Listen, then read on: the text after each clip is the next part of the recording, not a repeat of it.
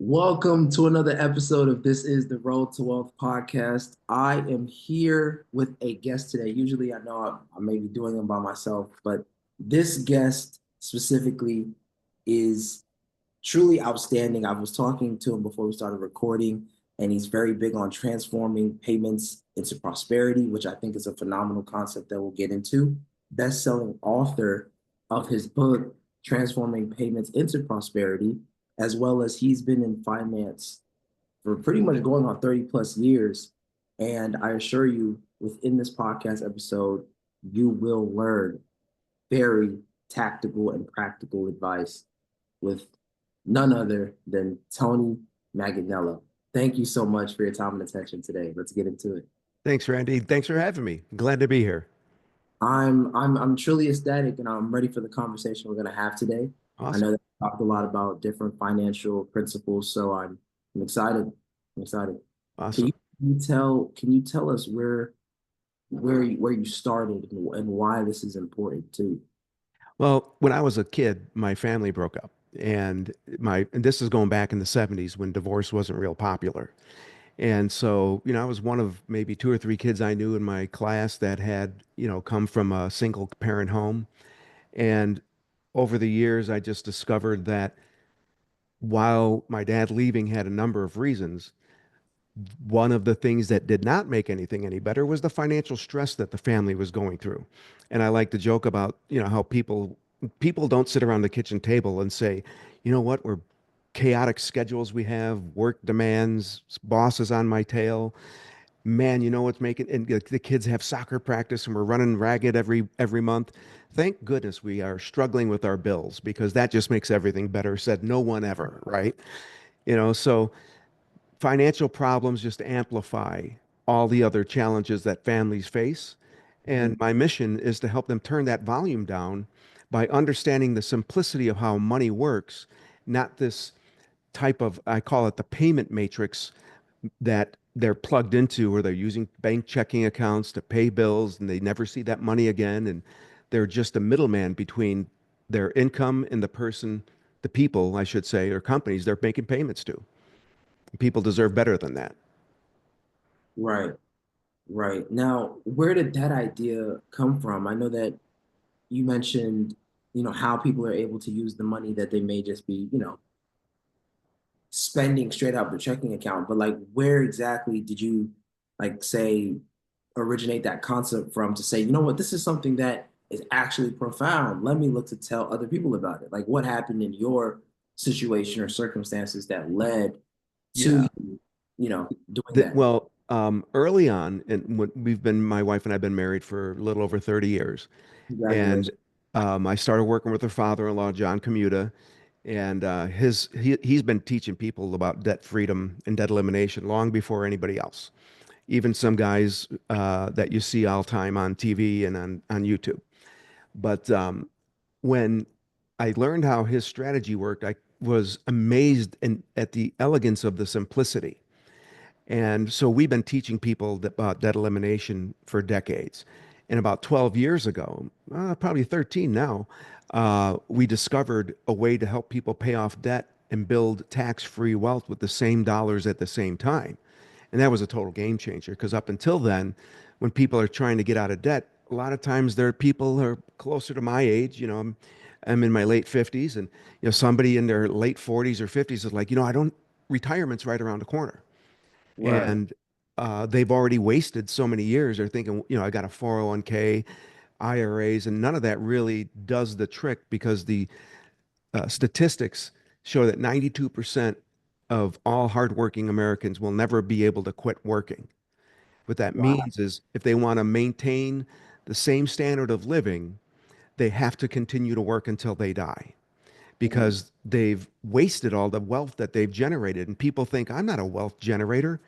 And that's exactly what the banking system, what I call the payment matrix, wants people to think. They want you to think like budgeting math. I got this much coming in. I've got this much going out. Thank you, Lord. I got a little bit left over. And that means that you'll never be able to accumulate any meaningful amount of wealth that you're already generating. Right. And we've basically showed that math that you're following look how simple this math is. And I tell people math or money is all about math and mindset. Once you understand the math, the mindset takes care of itself because when you realize how the money's working against you and we show you how simple it is to understand these things, that's when people are like, well, what am I going to do about this? And from there, we get them on a path where they can actually accumulate some of the wealth they're already generating. And they can feel a peace of mind knowing that, hey, I've got something that's safe, risk-free for the most part, and it's not market-based stuff where you can have a pandemic blow up your account 50, 40%. Housing bubbles, none of that stuff can impact these types of accounts. It's always the race between the tortoise and the hare. And Right. you want the hare, you know, go find a day trading deal or whatever. But if you want the tortoise where you're plugging away year after year, we're going to show you how Right. to accumulate wealth. I think my biggest thing is though when people talk about life insurance or not even life insurance or just honestly investment grade accounts, whatever it is that we want to title it, what do you feel like are the two biggest misconceptions in regards to talking about what these products can offer? Well, you've probably heard it because I was one of them who did this when I had my license to sell mutual funds. People will tell you the story and they'll say, hey, all right, so Randy, if you put $10,000 in XYZ mutual fund 20 years ago, it'd be worth this much money right now. And that's like a 17.5% average rate of return. Right. So let's say if you put whatever amount you can afford to in monthly, two, 300, 100, whatever it is, and you put it into the same fund, and let's just project 12%. Right. Ever hear that 12? Do you know where that 12% comes from? No. The average on the how much the S&P compounds per year? Or no? No. 12%, at least what we were trained, was the maximum the SEC and the NASD would allow us to use. If it Mm, was 13%, they'd use 13%. If it was 14%, they'd use 14%. mm, Because what they're doing is they're giving you this false sense of security, thinking, well, hey, yeah, that 17.5%, it's called price anchoring. You may be familiar with that concept where they position the price they're selling, or in this case, the percentage rate of return they're selling against something else that makes their percent seem reasonable and should be expected. When in fact, according to Dalbar Inc., which is a company that's been tracking average investor results for over 50 years or up to 50 years, the average right now for 30 years in some type of a equity fund is just a little over 7%. mm, And that may even be before 1 to 2% or so of the fees come out, which mm, all this, and here's the thing that frustrates me is you get on one of these plans and you don't realize until it's too late that maybe it didn't work as well as you had hoped. And when you're 60, 65, 70 years old, people deserve to be able to slow down because they've generated $2 to $3 million in wealth during their working lifetime, but they haven't accumulated any because they've been playing payment matrix math and budgeting and all this other stuff. And they've just been doing what the banks and insurance companies tell them to do, while the banks and insurance companies are doing something completely different. And so what we do is we show them a look behind the curtain and say, this is how they do this stuff. This is how banks work. This is how insurance companies work. They're the ones with all the money. So, but they're not getting that money by doing what they tell us to do. They do something different. We just show them that side. And it just kind of like, it's like a new world. It's like when Neo woke up from the Matrix and he looks mm. at Morpheus and he's like, why do my eyes hurt? And Morpheus Yeah. looks at him because you've never used them before. And that's the way people feel when we get to them and show them the other side of the coin. I've usually I remember a couple years ago, one realtor that I was conversing with, and we are talking about the meaning behind words, and he was telling me almost like a parable, and said, and what he told me was that most people are sleepwalking through life. Yeah. Reason why I thought that was so profound is because, like you're saying right now, the issues that arise within people's lives are ones that they're like, 50, 60, 70, really, and like, oh man, I need to get out of debt. And it's like, well, you made so much money over the span of your lifetime that you could have been investing the money into things that were compounding for you. at a rate you understood. And so I think like it's very powerful that people are able to receive this information so they're able to act on it sooner instead of Yeah, later and then saying, oh man, I didn't know. Or sometimes even if they did know, yet it wasn't explained to them in such a way where they could see yeah, how beneficial it was. So I think like it's so important for us to just like continue to make sure that people are receiving the value that they need to make informed decisions, to make the right. decisions that genuinely do impact their life and their future kids, you know? Yeah, and see, it's the math that they're pitched when it comes to these investments. It's like people get a case of my eyes are glazing over, me go, Mhm. right? And they just say, well, it kind of makes sense. And what else are we going to do? And they just, follow the followers. And, but over the last 30 years, we've helped over 3 million people discover that debt doesn't have to be permanent. And that's Mhm. the thing that people feel like, if I've got a 5-year car loan, I'm going to take 5 years to pay it off, or I got a 30-year mortgage. I'll just keep making the minimum payments because I got a budget and I got to make sure I got a lot of money left over as much as possible. Right, Well, like I said when we were talking previously, when you make the minimum payments, you pay the maximum interest. right. And what you don't realize is everybody is investing. 30 to 40% of their income is being invested. And what I mean by that is, you know what the debt to income ratio means, right? Yes, yes. 35% debt to income ratio people say is healthy. Well, Mhm. healthy for who? Right, right, Healthy for the lender because he right. doesn't want to put money out there unless he feels he's going to be able to get paid. But for Exactly. the consumer, for the person buying the house, buying the car, they're they're investing in the fruit of that investment's going into their bankers' pockets, the finance companies' pockets. They're basically, it's like if I were to say to you, Randy, hey, you give me $1 and I'll give you 40 cents back. Or you give me $1 and I'll give you 50 cents back. And that's essentially what these creditors are doing, and people don't know it. And they're just saying, "Hey, I have my budget and I can make my payments." And I like to tell people just because you can make your payments doesn't mean you can afford them. So, I mean, if they could afford the payments, everybody would be sitting on a pile of cash right now. And Right. unfortunately, not many people are. Now, let me also ask you, how do you think, people who say, I have some debt, whether it's like credit card debt, and they're like, all right, I'm really working to pay it off. What would you say then is a good rule of thumb when in regards to how you see the minimum payment? Minimum payment could be $80, let's say. Yeah. Is there like, oh, you need to pay 120%, right? So you need to pay like 100 and well, really like $100, $105. Like you need to pay 120% every single month. That's above the minimum payment. Is there like a rule of thumb that you've heard of that Yeah. would? Yeah. Mhm. What I tell people is just, do some simple math in your head. What's the balance you owe on your mortgage? And you don't, you could just give ballpark figures. What's the balance on your mortgage, your car or two cars you have, credit cards? What balance do you owe totally? So let's say that's $300,000. Okay, so you owe 300 grand. Multiply that by two. That's 600 grand. Somebody making 300 has debts of $300,000. They're probably making around 100 grand a year. Okay, and they're probably bringing home about 80. So if you divide 600,000 by 80, what do you Right, get? You get like 7, 8, right? What that means is in 7, 8 years, whatever that number is, you're going to bring home twice the amount you owe. Why? The question isn't how can you get out of debt so quickly? The question should be why aren't you? And the reason they're not is people aren't taught how to look at the numbers the right way. They're taught to look at the numbers the way the payment matrix folks want them to look at it so that they can continue to drain that wealth.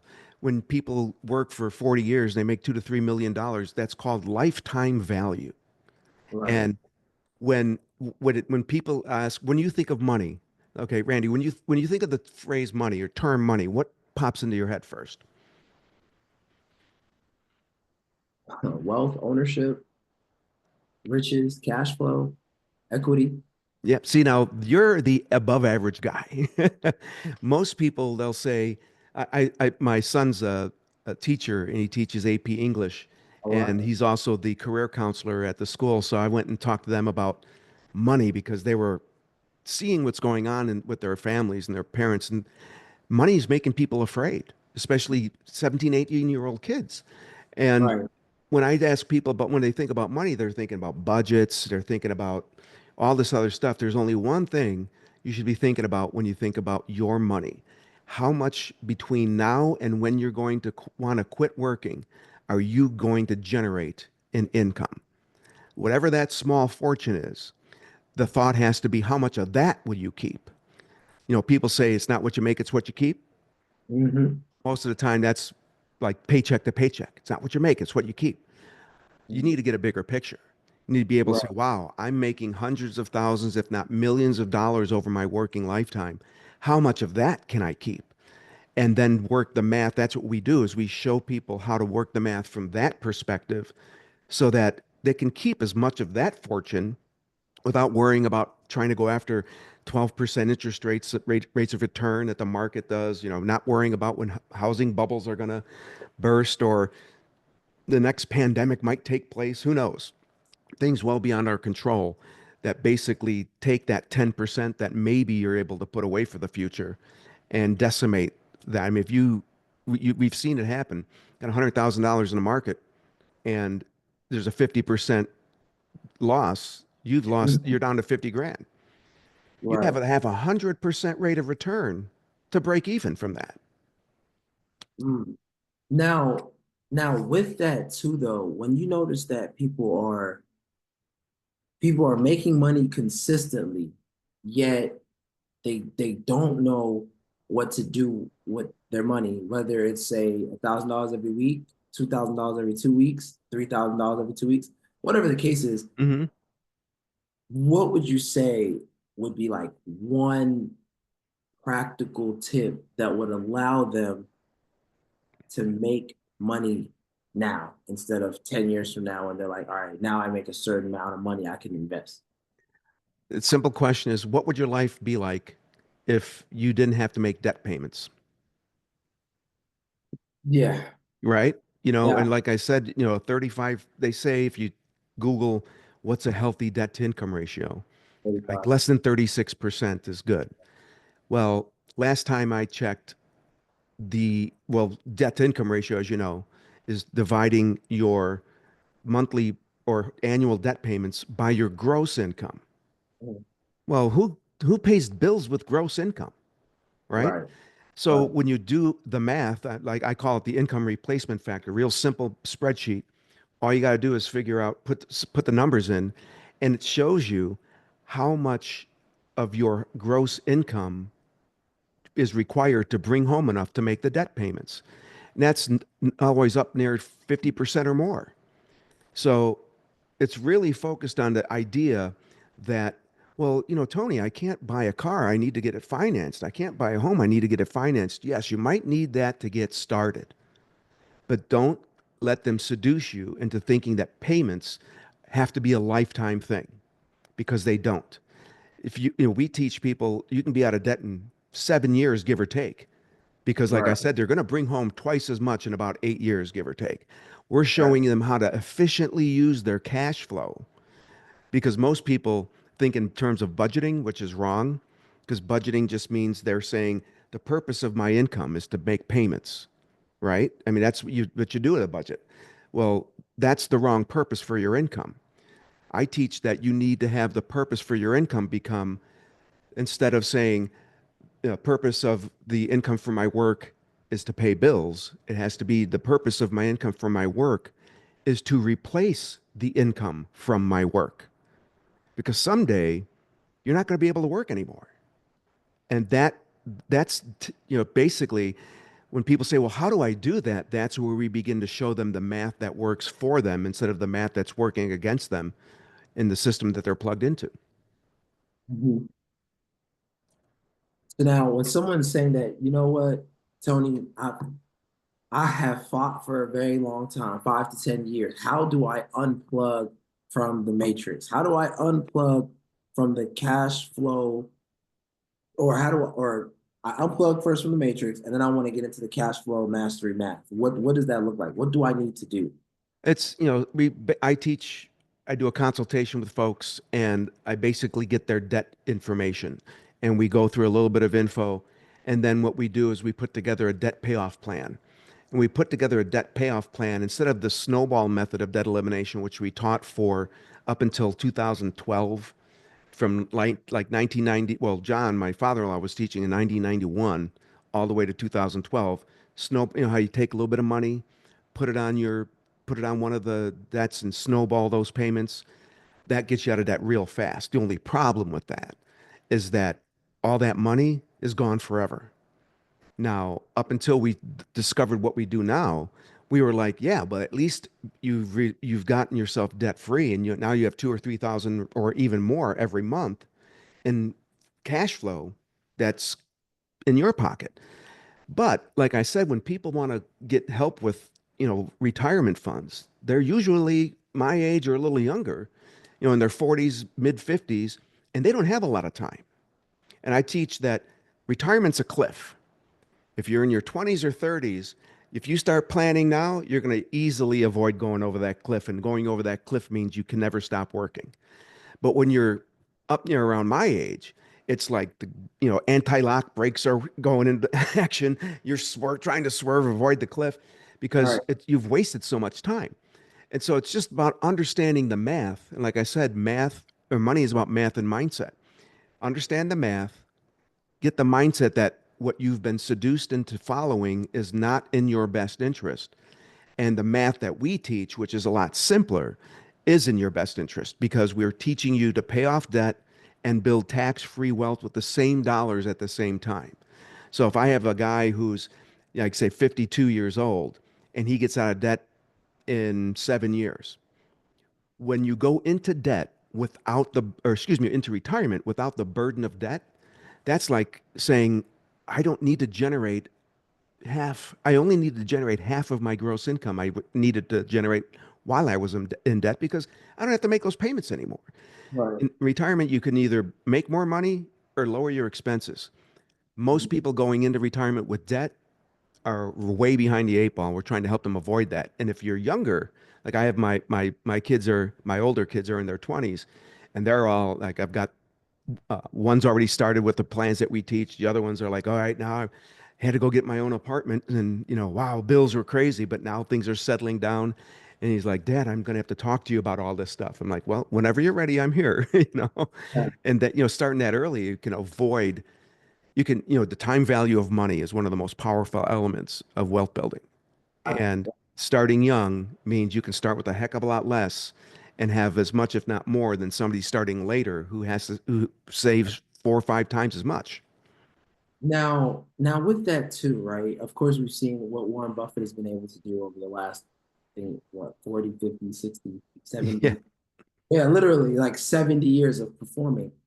What do you feel like, or what do you believe is similar to what it is that he's done? Or are you saying like, is it something that the consumer who's looking to invest, do they also need to understand it per se? Because the thing is yeah, with them, right, is that you have a series of questions that you're asking yourself. How much money do I need to put into this investment? When am I going to get my money out?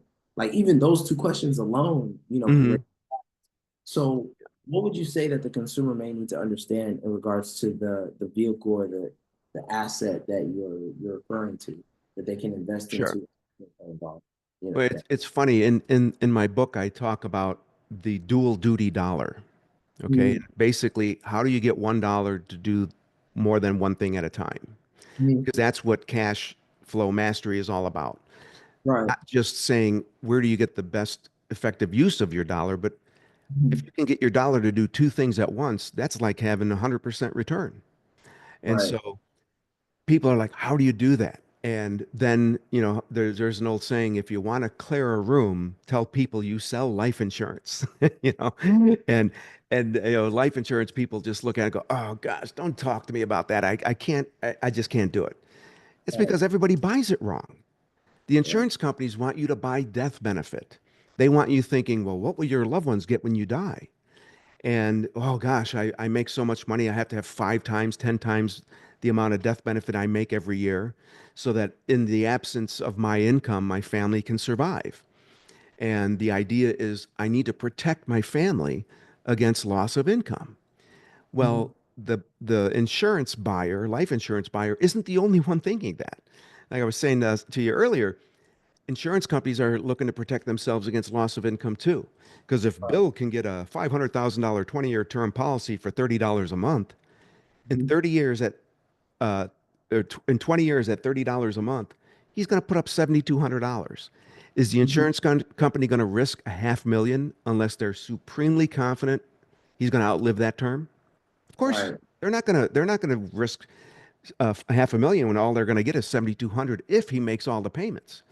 So Mhm. the idea is don't be thinking about what your loved ones get when you die. Be thinking about what will the contract do for you while you're alive. And instead of buying death benefit, buy cash value. Because insurance, with the right kind of insurance company, the right kind of structured policy, you build cash value from day one, and you can start eliminating debt right away and use that money to pay off debt. And then instead of snowballing your payments to your creditors, you snowball your payments back into your policy. In the book, the sample family I have, which has been put together from all of the experience I have working with thousands of people, they're making 110 grand a year. They've got $251,000 in total debt. They get into this plan and they're completely debt free in 9 years and 3 months. And at Mhm. that same time, they got over $67,000 in cash value. And then they freed up $3,100 a month in payments. So they double down and they're 35. And so they're right around 45. They're debt free, 44. They start building another one of these contracts. And by the time they're retired, they have over $1.4 million that will Yeah. give them $80,000 a year in tax free income, as opposed to this, leftover. I've got $600 a month that I can use. Let me put it into my IRAs or Roth IRAs, my 401ks, all, set plans, whatever they're trying to do. And when you do that, that means you're never going to be debt free Right. because you're constantly recycling the debt as opposed to recycling your cash, which is what Right. we teach people to do. Now, something that I've heard recently, right, it's that I've heard about IULs, I've Hmm. heard about home life, I've heard about whole life. At this point, which one makes the most sense, right? Like, Hmm. you got all these different products, and apparently all of them, some of them don't work, some of them do work. You got to put certain, things into different, Yeah. like, what exactly makes the most sense? Well, everything, it's not one size fits all. Right. Understandable. First thing is if you're in debt, then an IUL is probably not the right product. And the Mhm. reason for that, without going into the weeds too deeply, is the way the cash value and account values work. There, you Right. actually accumulate less money in the early years than you would with a properly structured, high cash value, dividend paying whole life insurance contract, where 60 to 70% of your premium dollars going into cash value.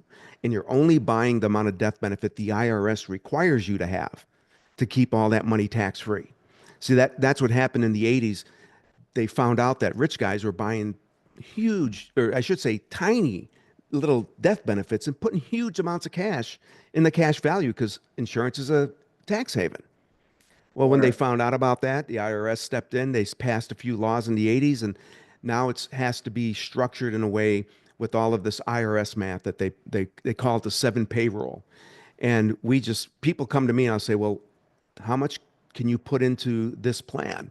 And I do the math and I say to the insurance company software, don't give me death benefit. Give me as much cash value as the IRS will allow this person to have. Because I'm betting with the insurance company and saying if they're offering you a contract, that means you are probably going to be healthy for a good long while. So, what can this contract do for you while you're alive? And we show them how that contract will get them completely debt free. Now, for my one son who started his contract, he does have an IUL because he's young. He started when he was 23, and there's a long time he's not in a lot of debt, so he doesn't have to worry about that. And so IULs have a higher upside over a longer time. So that if you, when I'm talking with people who say, I want to do something for my grandkid or, for my kids, depending on their age, if they've got at least 15 or 20 years before retirement, an IUL can be a decent idea unless Right, they have debt. Then the purpose is to get them debt free as quickly as possible. Because if they right, have two or $3,000 a month in debt payments, like I said, that those debt payments being eliminated is a life-changing event for people. And right, their steps are lighter, they sleep better, and they have hope. right. I really do appreciate like your time today. And one of my last questions would be, what would be one piece of advice you would look to give to your 18-year-old self? Oh, if you're 18 and you know you're going to have some type of career, think to yourself, what type of income do you want to make? Now, multiply that by 40 years Mhm, and say, that's how much I'm going to generate. That's my lifetime value. How much mhm. of that can I keep? And the purpose of your income isn't to pay bills. The purpose of your income is to replace your income and focus from that perspective, not, well, I'm going to go out and, well, I got to get a car. Yeah, well, you're going to have to do these things to get started. But don't be seduced into thinking that debt has to be a part of your life for the rest of your life. Right, Payments are a problem, and they are a problem when they're made to the wrong people. But when you can put yourself in a position where you're paying yourself first, this is a right, different way of looking at it. And just think of it in terms of I'm not going to be only a wealth generator. How can I be a wealth accumulator? Because you're going to right. make millions in your working lifetime. Say that last part again, that last two sentences for me, please. It's not about being a wealth generator because everybody's generating wealth. It's about becoming a wealth accumulator. You will generate millions over your working lifetime. You need to have a plan to accumulate some of that wealth as much as possible so that when you do get to the age when you want to slow down, you do have, a big pile of cash you're sitting on that's tax free. And, that's what we teach. Man, honestly, Tony, thank you so much for this conversation. And how can the viewers or the people that are listening to this, how can they find you? Well, if they'd like information on my book, they can go to prosperity.smartestwealth.com, or you can go to Amazon and just search for Transforming Payments into Prosperity. It's out on Amazon. You can buy Kindle or the paperback. And if you would like to find out how much interest you're paying every month, this is the key. This is one of the things that I teach when it comes to the math, right? People are spending so much more on interest than they think. If you're interested in finding out how much you're really paying, you can text the word freedom to 602-357 8249. And texting freedom to that number, 602 357 8249, you'll get a prompt back where you can download what I call the how much are your interest are you really paying calculator. And it's a spreadsheet where you just put in your information. There's a little video from one of my courses where I teach how to fill it out. So you don't have to, think about, well, what do I got to do with this thing? Put your information in and it will tell you how much you're actually paying in interest every month without even knowing it. And I got news for you. It's probably a lot more than you think.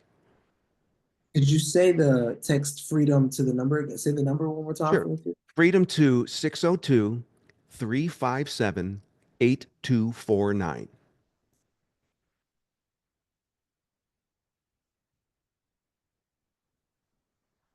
Got it. So that's 602-357-8249. Exactly. Yep. Perfect. Perfect, perfect, perfect. Tony, I want to thank you so much for your time and attention today. And I hope all the Road to Wealth podcast listeners learned something today. Me I too. was insanely valuable. So thank you. Randy, thank you for having me. I really enjoyed our conversation. It was great. Thank you so much. Let's get it.